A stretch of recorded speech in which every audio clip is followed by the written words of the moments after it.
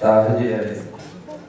Meu nome é Márcio, sou estudante da Faculdade de São Luís de França. Na verdade, eu não queria fazer uma pergunta, eu queria fazer uma colocação também, com base na construção dessa imagem mítica de alguns grupos, né? Como o professor falou sobre o grupo de skinheads. E assim, poucas pessoas sabem muito pouco em relação a essa questão desse movimento. E esse movimento ele nasceu na Inglaterra, através da juventude operária que teve contato com os imigrantes jamaicanos. Então a cultura do skinhead ela é baseada no quê? Dentro da questão do... controlando a questão do gênero musical. O gosto pelo ska, a questão da exclusão em relação à questão da sociedade inglesa, acabou fazendo com que essa juventude, que era marginalizada, que não tinha opção de trabalho, se expressasse através da música e de preferência em relação à questão da música negra. O que acontece é que, dentro dessa construção, dessa identidade, digamos, skinhead, alguns grupos acabam sendo usurpadores de algumas ideias. Eles pegam alguns elementos que interessam para eles e, a partir daí, dão uma nova roupagem. Não se pode dizer que o skinhead, todo skinhead é neonazista, e nem que neonazista é skinhead, a partir daí.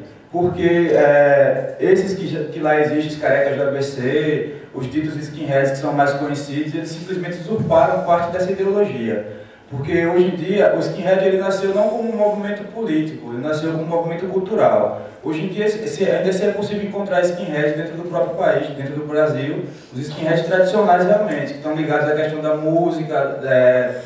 E o que acontece? Alguns grupos acabaram politizando o movimento. Dentro do Brasil nós temos 3 entidades skinheads, que é os anarco-skins e os red-skins. Os anarcos estão ligados à ideologia anarquista, os red-skins estão ligados à ideologia socialista, e aí o que fica entre esses 2 grupos também, que é o dito Sharp, que já é aquele que é o mais tradicional, que está ligado à questão da cultura negra, da musicalidade negra, e tem esses que é o que a mídia geralmente já aborda de forma generalizada enquanto skinhead, quando na verdade são simplesmente neonazistas que se valem de elementos culturais dos grupos skinheads para espalhar a mensagem de ódio. Então era só um comentário que eu queria fazer dentro do que o professor trouxe também, porque é importante, porque isso já, de certa forma, dá base de sustentação para o que você tem falado desde o início, que é essa construção do imaginário mítico em relação a alguns grupos. Era só isso mesmo. Obrigado.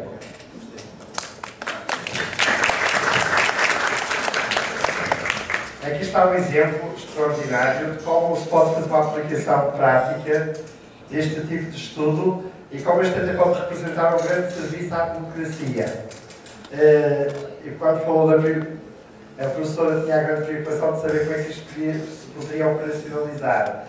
De facto, estudar estas diferentes expressões de cultura negativa é fundamental para depois se perceber os mecanismos, a forma como funciona, as próprias metamorfoses, não levando tudo do mesmo modo, tudo por igual, para depois podermos fazer um grande serviço à construção de uma sociedade mais democrática.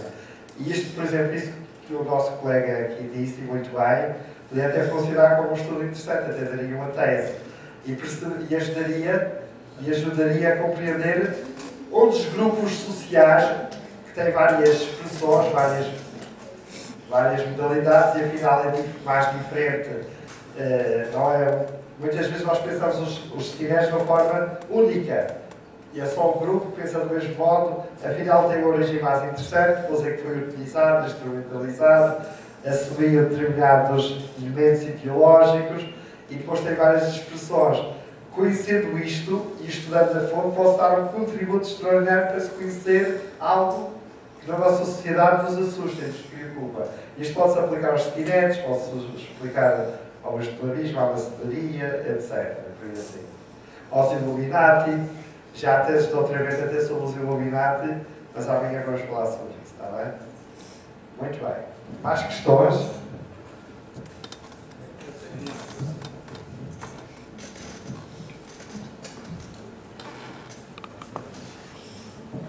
Boa tarde, pessoal. Meu nome é César, né? Quero antes parabenizar o professor pelas análises muito bem aplicadas, né? E eu queria saber o seguinte, né? O movimento nascido na década de 60, o alguém chamar de contracultura, né, que os hippies se denominam, né? Aí qual a conspiração, se há, né? Qual o mito e qual o anti, né? Se é que há nesse... E se envolve isso, né? Muito obrigado. Ora bem, isto, como se vê, há uma expressão em Portugal que se diz: isto dá pano para mangas. Sabem o que é que Aqui a gente usa também. isto dá pano para mangas? Isto realmente é uma conceptualização que permite ser operacionalizada para muitos efeitos. E, no fundo, acaba por...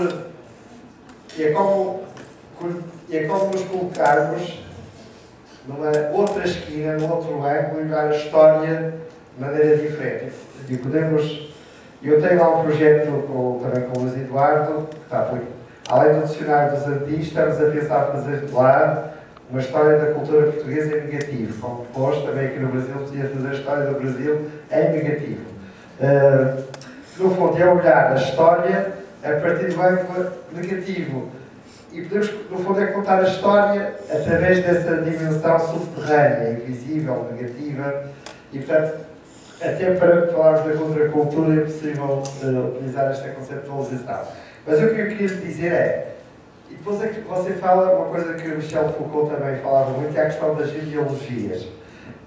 Quando olhamos para os anos 60, a ideia de contracultura, etc., pensamos, aqui foi uma coisa nova, ou tem por trás sementes que já vêm... nada, nem tudo o que parece novo é totalmente novo. Há sempre a genealogia, alguém que já iniciou o processo e que depois tornou um movimento que depois se afirmou. Ora, a filosofia hippie, a maneira de vida hippie, é uma filosofia que é naturalista. Hippie. Nós não somos tão enfáticos no H, no uso do H. A cultura hippie é uma ideologia que tem fundamentos de caráter, se funda da corrente naturalista, antissocial, a criação de uma ideia de liberdade e de acefalia, a ideia de não liderança, a ideia de não estruturação social, a ideia de espontaneidade e que, no fundo, podemos fazer remontar ao tempo do iluminismo e a Jean-Jacques Rousseau e a ideia do bom selvagem. O que é que defendia Jean-Jacques Rousseau? Defendia a ideia do bom selvagem. Já ouviram falar? Certamente. E que, no fundo, tem a ver também com a educação. Tem-se muito a ideia de educação e há algumas correntes da educação que foram muito influenciadas por Jean-Jacques Rousseau, nomeadamente da Escola Nova, como sabeis. E qual era a ideia de Jean-Jacques Rousseau? É que o homem, isto é muito revelador de um dos aspectos fundamentais da filosofia iluminista, que é o chamado otimismo antropológico. Já ouviram falar do otimismo antropológico? Mas o otimismo, no caso de Rousseau, se concretiza através desta visão. Isto é, o homem, quando nasce bom, nasce selvagem, nasce bom por natureza. E que o homem é por natureza bom quando nasce. Mas depois, quem o estraga, quem o torna por vezes mau, por vezes bom, é a sociedade.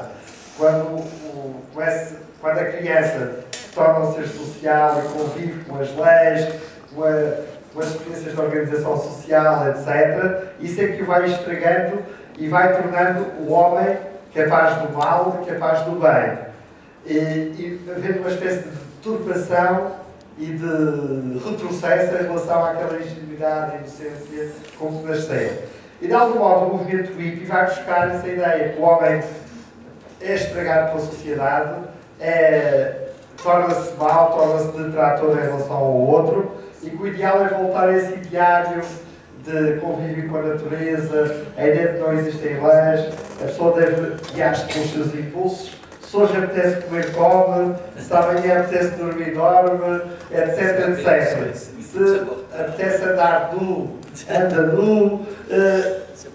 Claro, isso também é uma utopia social, é uma utopia que é antissocial, mas que, em última análise, se funda nesta ideia iluminista de linha russiana, Jean-Jacques Rousseau, a ideia do bom selvagem.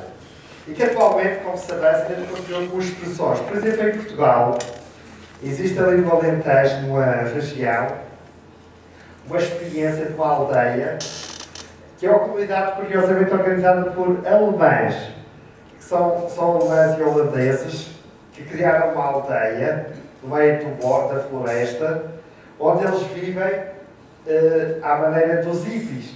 E então como é que é? Para já são vegetarianos, não comem. Têm umas cabanas onde convivem, onde extraem tudo da natureza, não usam, plantam e colhem e comem, mas não usam produtos químicos para cuidar. Não matam os insetos nem as moscas e, portanto, eu uma vez fui lá com uma colega minha, não sei se me tese de mestrado sobre aquilo, e fui lá experimentar. E então, a hora do almoço, estavam todos à volta da mesa, comendo com as moscas, com os insetos, sei lá, e não tomam banho, raramente tomam banho, onde fazem as suas necessidades fisiológicas na natureza, não existem casas, vivem, portanto, em comunhão com a natureza. E consideram que isso é o seu ideário de vida e que muitas vezes vem dessa tradição hippie. Portanto, que é uma filosofia de vida que também devemos respeitar, mas que no contexto de uma sociedade que se organiza como a nossa, é complicado se existisse um grupo muito vasto nesse sentido, acabava por fazer derruir aquilo que era a nossa orgânica social. Mas isso também é um antigo. É uma rejeição, mas já daquilo que Aristóteles disse, que afirmou a ideia de que o homem é, por natureza, um animal social. E eles não vão bem dizer que o homem, por natureza, é um animal natural, não social. E aqui pôs uma filosofia que contradiz outra fundamental que acabou por organizar dominantemente, fundamentalmente e hegemonicamente as sociedades humanas. Mas, de facto, é um deslantis muito interessante. Bom, gente, eu queria saber se tem mais alguém que queira fazer uma pergunta para a gente fechar hoje o dia de hoje, esse primeiro dia do seminário, foi a abertura, né? E amanhã a gente continua às 14h. Então, tem mais alguma pergunta? Bom, se não tem, então agradeço a presença de todos e amanhã a gente continua. Agradeço a presença de quem veio, espero que vocês aproveitem mais do minicurso. Já deu para perceber que vai ser em outro lado, vai ser no outro lado em outro auditório. Vai ser no auditório do CSH, tá bom? Amanhã a partir das 14h, tá? A gente faz um intervalo às 16h, porque temos uma conversa com o reitor, que eu acabei de marcar, e depois a gente continua, tá bom? Muito obrigado, José Eduardo.